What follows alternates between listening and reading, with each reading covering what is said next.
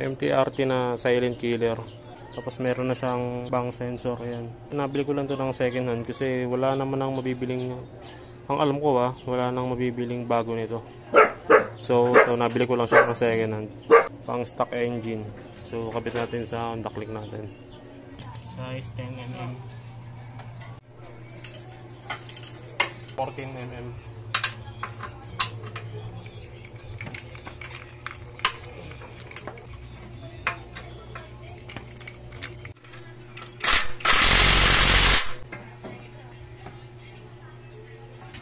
Ito yung MTRT na silent killer.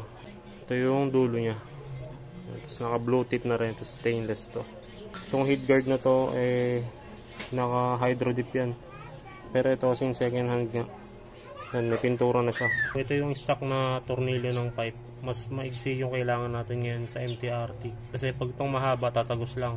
Mas maigsi, mas maganda. Ito na gagamitin natin ngayon. CNC na tornilyo na.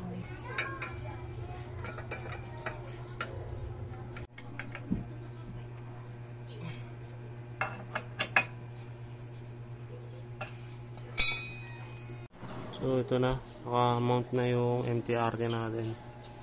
Ayan na siya, yan na yung forma niya pag nakakabit. So sound check na natin.